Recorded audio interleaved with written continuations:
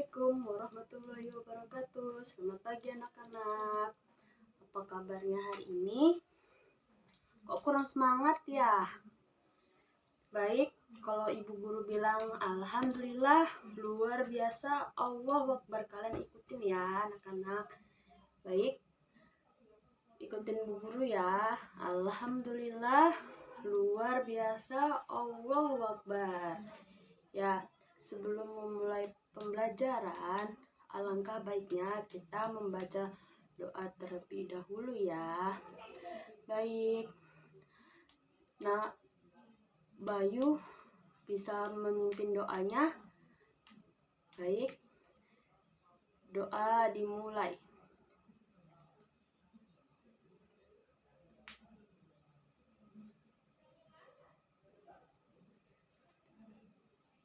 Amin.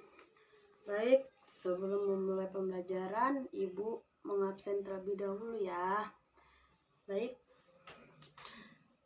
Aisyah hadir.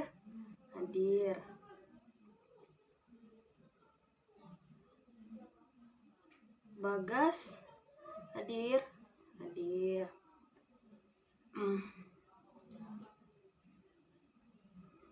Dayu hadir. Gak hadir ya? Oh iya.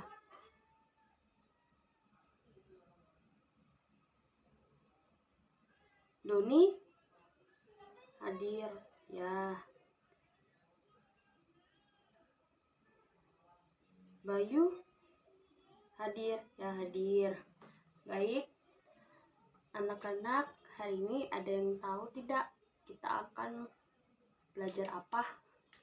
Belum ada yang tahu ya. Baik, hari ini kita akan belajar bahasa Indonesia. Kita akan belajar tema 2, subtema 1, manfaat tumbuhan bagi kehidupan manusia. Baik, Ibu akan membacakan dongeng pada pembelajaran. Baik anak-anak, sebelumnya kita buka buku tema 2 pembelajaran 4 halaman 26. Sudah dibuka bukunya anak-anak? Baik, kita akan membacakan dongeng yang berjudul Bunga Melati yang Baik Hati. Dengarkan ibu guru membaca ya. Di taman bunga kerajaan tumbuh berbagai macam tanaman bunga yang bunganya sangat indah. Para putri senang sekali memandang dan menciumi bunga melati. Hal ini menimbulkan kecemburuan dari bunga-bunga yang lain. Putri 1. Wah, indah sekali bunga-bunga di taman istana ini. Putri 2. Hei, lihat bunga melati itu, warnanya putih bersih dan harumnya semerbak memenuhi tanaman ini. Putri 1. Aroma melati memang harum, aku sangat menyukainya.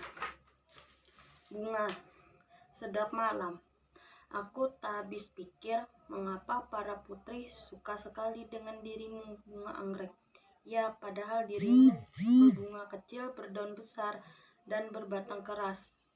Bunga mawar biru, walaupun engkau harum, namun mudah layu jika jadikan pajangan di vas bunga, karena pasti akan terlihat jelek sekali jika sudah layu dipajang di sana. Bunga melati hanya diam dan tetap tersenyum. Senyumnya yang manis membuat keharuman dirinya semakin merebak.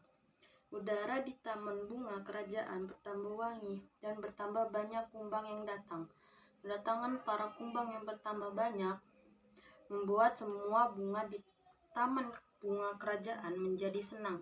Mereka pun sibuk menyapa para kumbang dan mempersilakan menghisap sari madu yang ada pada setiap bunganya. Para bunga tentu tidak akan bisa berbunga lagi jika tidak ada kumbang yang datang dan menghisap sari madu mereka. Bunga sedap malam dan bunga yang lain kini telah mengerti kenapa bunga melati sangat wangi sekali. Bunga-bunga yang lain meminta maaf kepada bunga melati atas perasaan cemburu mereka. Kini mereka mengakui bahwa keberadaan bunga melati itu justru harus disyukuri. Bunga sedap malam. Ternyata aroma harummu mengundang para kumbang datang. Tanpa dirimu, taman ini akan sepi dari kumbang-kumbang. Maafkan, aku melati, bunga anggrek. Aku juga mau minta maaf, melati. Selama ini aku iri padamu. Ternyata keberadaanmu sangat bermanfaat untuk kami, bunga mawar biru. Selama ini aku juga berburuk sangka padamu, melati. Aku minta maaf ya, aku sudah memaafkan kalian teman-teman. Sekarang kita bisa berteman tanpa ada prasangka buruk. Itu adalah salah satu dongeng yang berjudul Bunga Melati yang Baik Hati.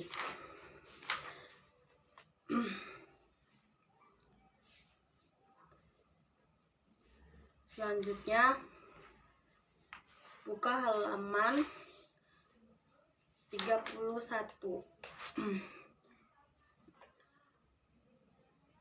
Ayo buka di ayo cerita. Ayo bercerita. Salah satu manfaat tumbuhan adalah untuk keindahan. Di rumah Dayu banyak bunga yang ditanam dalam pot.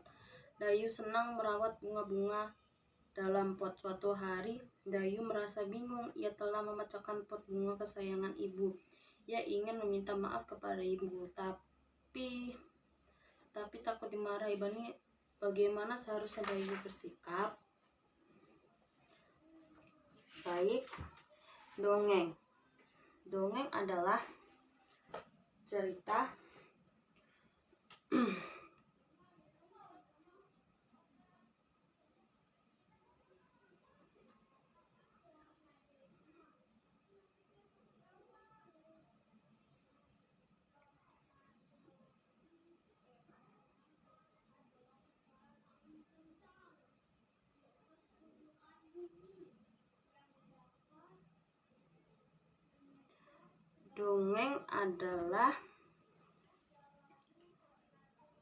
Dongeng adalah bentuk cerita turun-menurun dari nenek moyang. Kejadian pada dongeng terkesan sebagai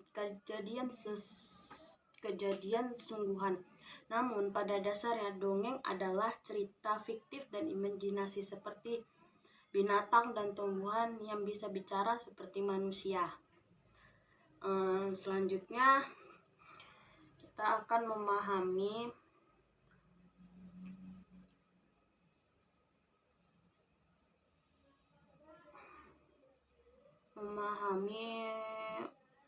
jenis dongeng. Dalam dongeng ada beberapa jenis, yakni cerita fabel atau binatang, cerita jenaka, lucu, cerita legenda, cerita mitos, cerita sage, cerita parabel. Berikut penjelasannya. Cerita fabel.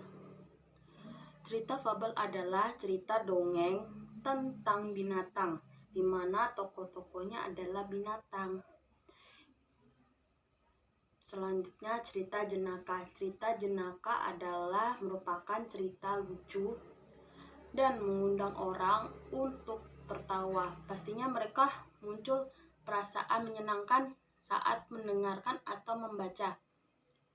Contoh dongeng dengan cerita jenaka yakni Ika-Bayan. Cerita legenda. Dongeng dengan cerita legenda merupakan cerita yang berhubungan dengan cerita suatu tempat atau asal-usul sebuah tempat.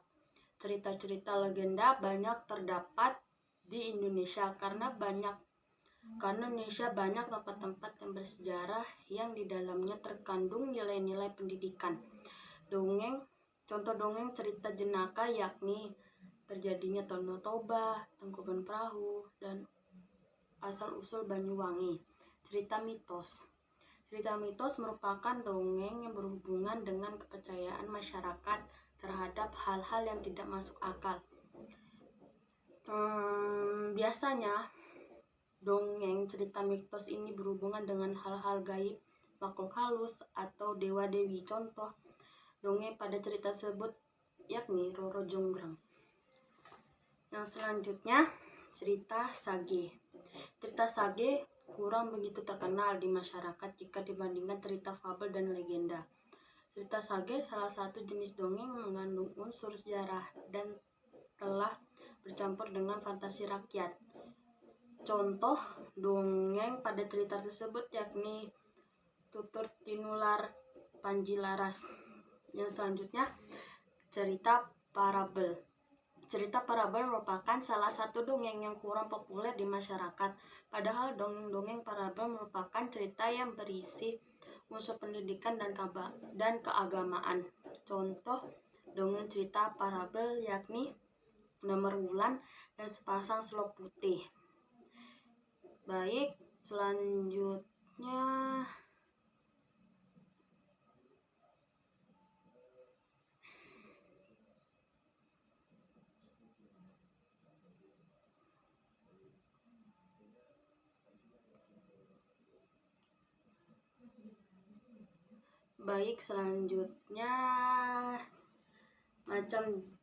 macam-macam dongeng beserta contohnya.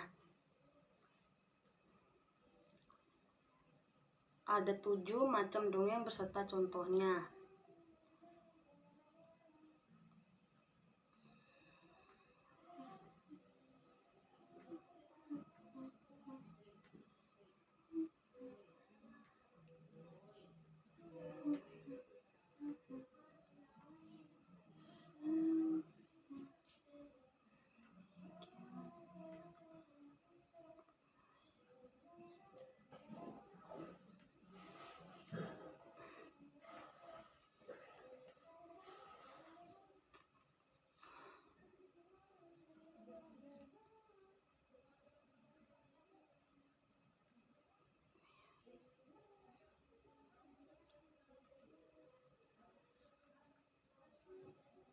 Macam-macam dongeng beserta contohnya: mite, yang kedua legenda, yang ketiga fabel, yang keempat hikayat, yang kelima sage, yang keenam parabel, dan yang ketujuh dongeng jenaka.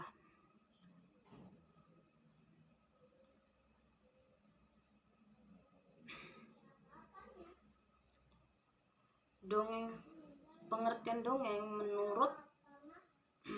menurut para ahli, yaitu menurut James Dananja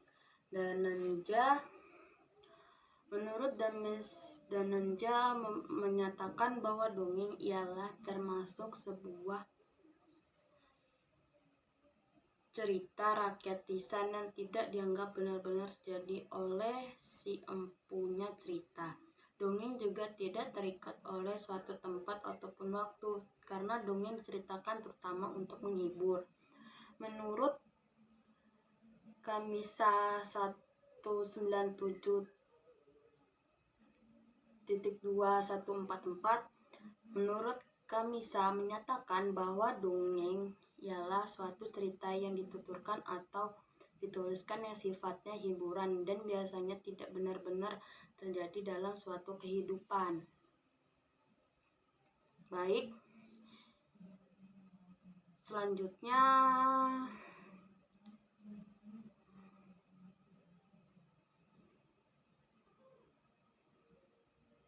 ciri-ciri dongeng. Berikut ciri-ciri dongeng. Yang pertama, menggunakan alur sederhana.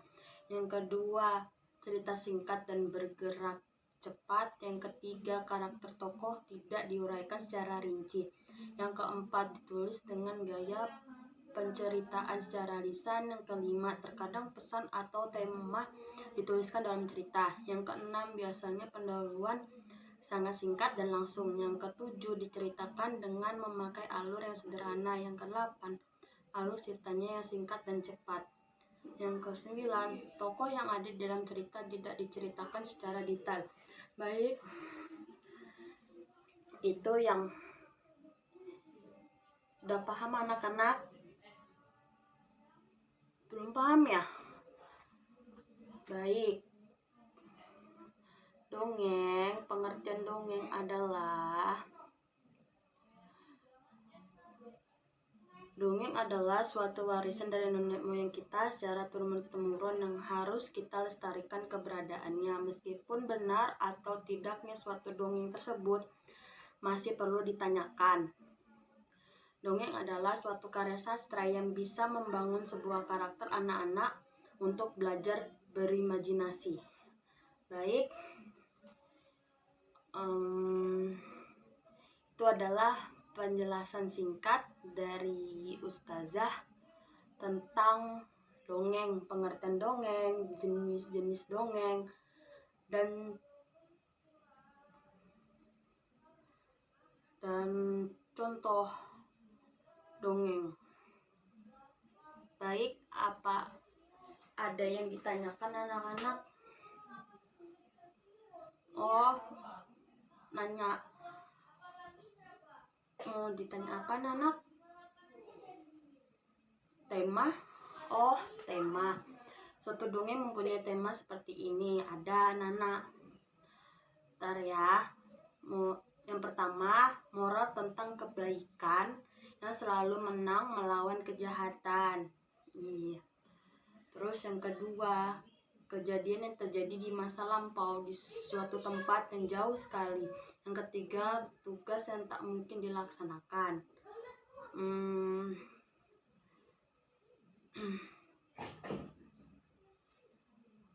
Contoh dongeng. Siapa tadi yang nanya contoh dongeng? Bagas ya? Oh ya, contoh dongeng itu kisah semut dan kepompong. Yang kedua, kisah Roro Jonggrang. Yang ketiga,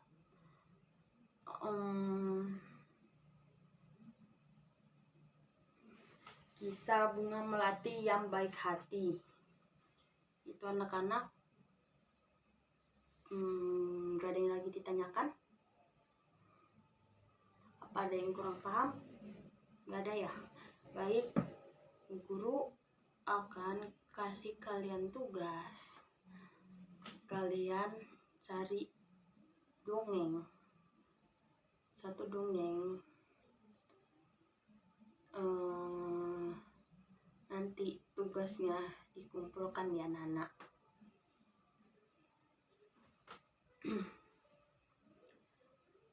Nanti kalian cari tokohnya siapa, tokohnya, terus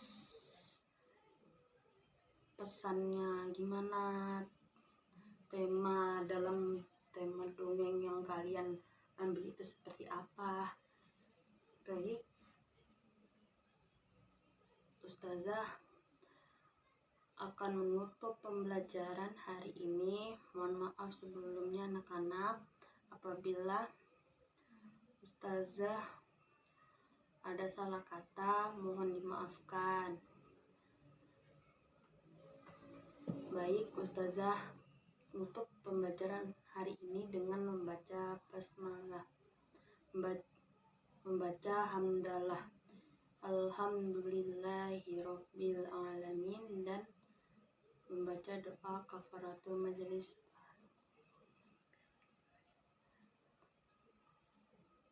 Wassalamualaikum warahmatullahi wabarakatuh. Dadah.